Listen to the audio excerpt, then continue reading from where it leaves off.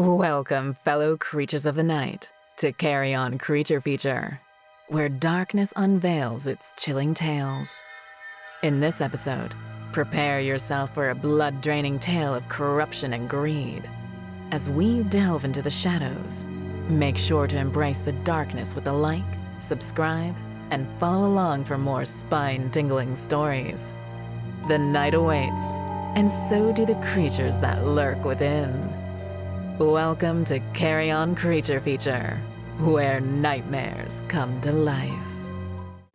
When I was 8, my family took me to Myrtle Beach, South Carolina.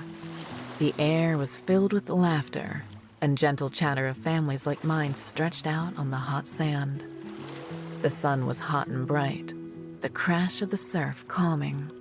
I ran down to the water, sticking my hands deep into the cool, soft, wet sand until I could feel the hard shells of sand fiddlers. With a giant scoop, I lifted the small crabs out of their hiding spaces and retreated to my towel. I was curious of the small creatures, lifting the shells from their backs until I could see the orange and yellow insides. My attention soon shifted to a large sand fiddler, perhaps the size of my palm. Using the sharp end of a seashell, I punctured its gray and white carapace and then sat it down. The sand fiddler ran down towards the water, the shell protruding from its back. I think back on my actions today. The blatant disregard for life. The pleasure and satisfaction it gave me to destroy something that was powerless in my hands. A child's folly, to be sure, but no one stopped me. Disturbing, I know, but I assure you I'm not some serial killer. As a woman, I grew to understand the value of life in all its forms. One time, during the winter of 2020, mice found their way into my garage. The cement floor soon became littered with rodent urine and droppings, prompting me to buy traps from Amazon. I couldn't help but notice how cheap the kill traps were compared to the live traps, as if the lives of the mice were quantified and determined to be worthless. I recall these periods of my life looking out the windows of Broughton Psychiatric Hospital. That's correct. The state has deemed me mentally unfit. No more voting or owning a gun for me. At least, I'm sure of one of those.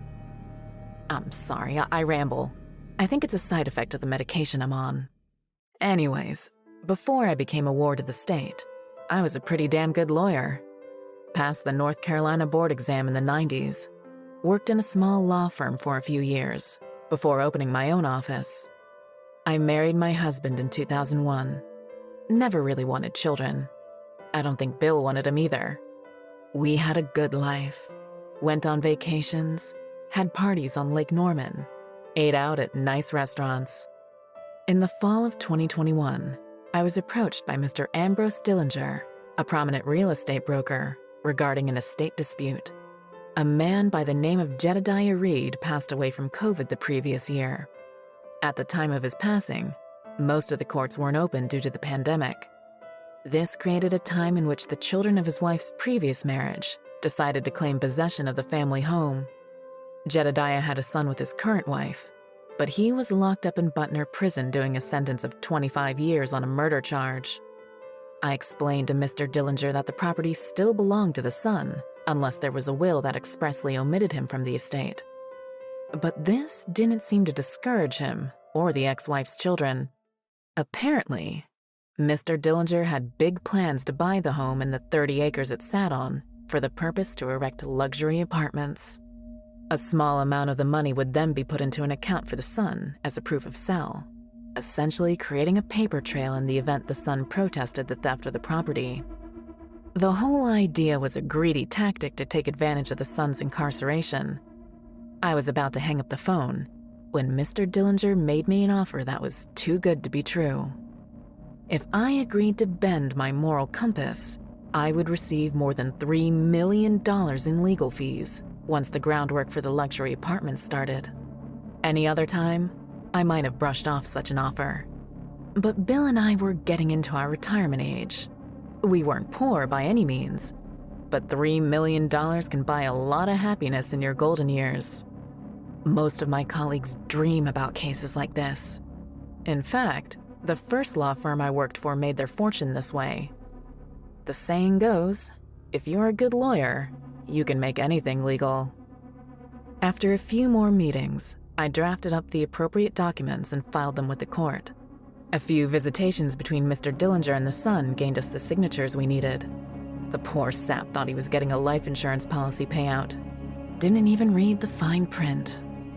Within 2 months, the property was bought for a very modest sum from the children. A very small portion was deposited in the son's account, and Mr. Dillinger was now the proud owner. One morning, I got a call from Mr. Dillinger asking me to come to the old house. His voice was unsteady, nervous, and he might have been crying at one point. To this day, I can hear that shattered voice echoing on the phone line. Please come quick. I can't explain it. I mean, I don't know what it is. I need your help. Just get your ass over here now.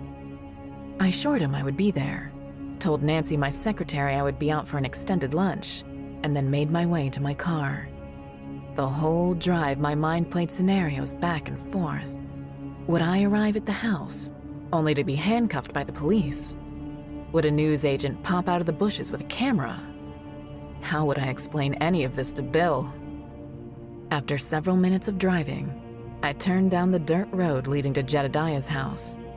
It wasn't much.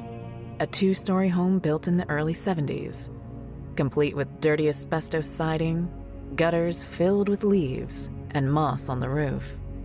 Mr. Dillinger's Tesla was parked in the front alongside a white work van.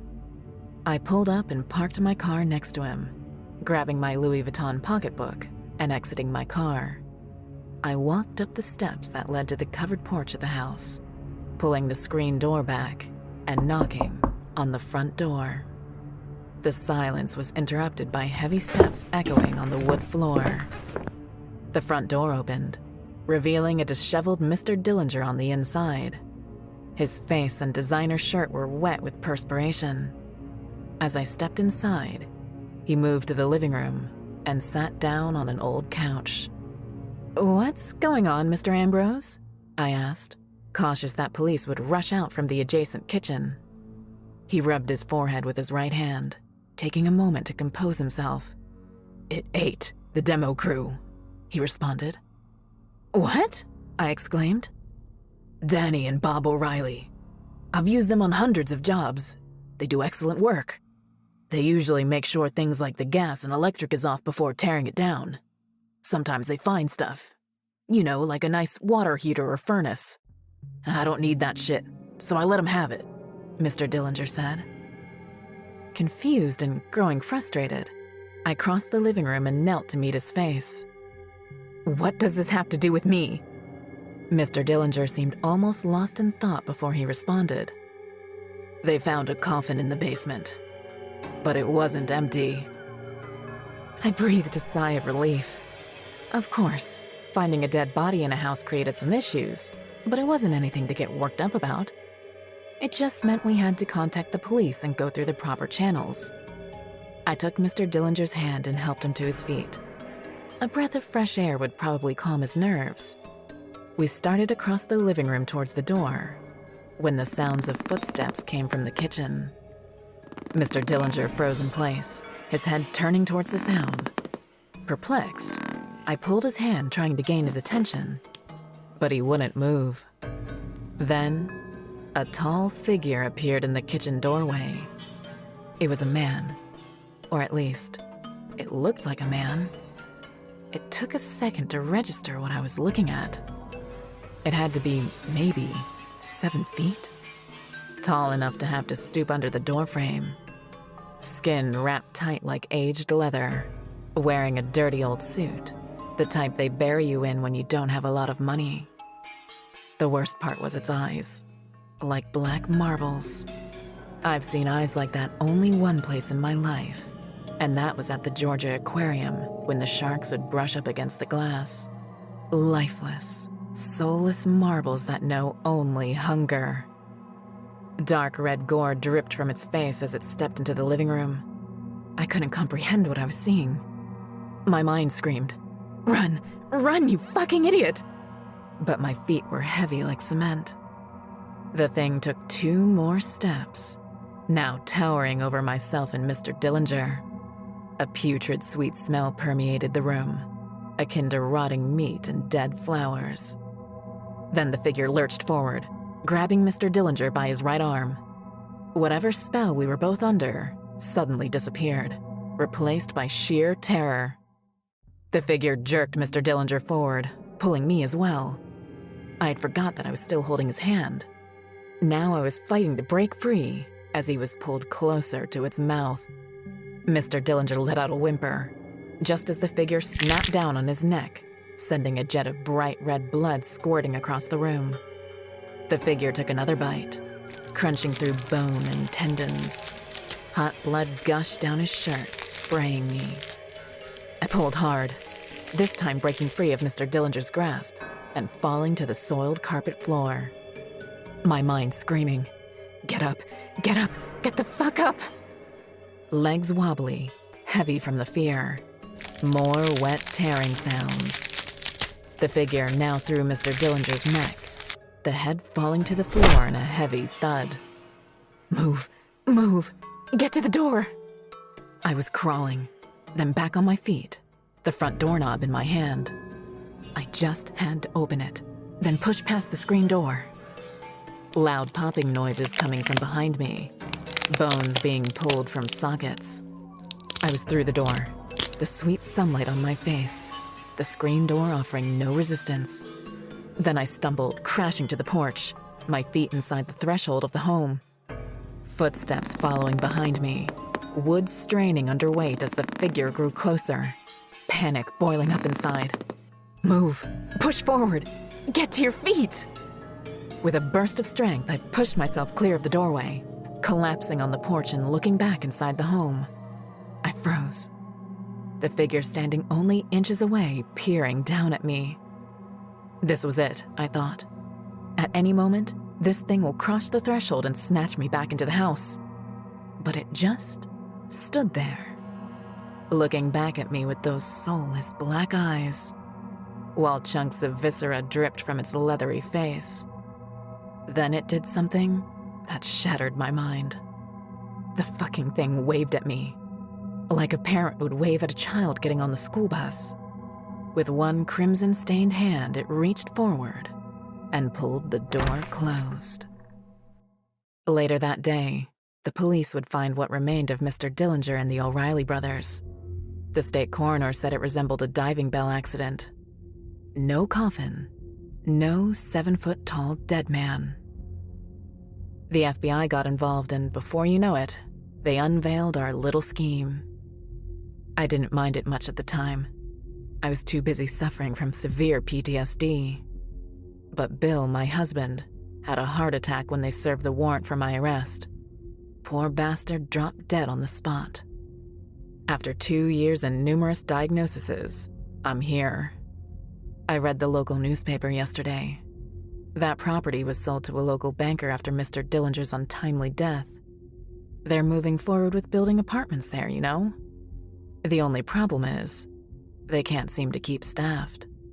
Workers just keep going missing. As the shadows recede and the tale concludes, we hope you've relished the spine-chilling journey with Carrion Creature Feature. If you enjoyed the blood-soaked story, don't forget to like, subscribe, and follow our channel for more sinister stories that lurk in the corners of darkness. Your support keeps the creatures alive and the stories flowing. Until the next encounter, stay vigilant, and may the shadows embrace you. Farewell, fellow night dwellers.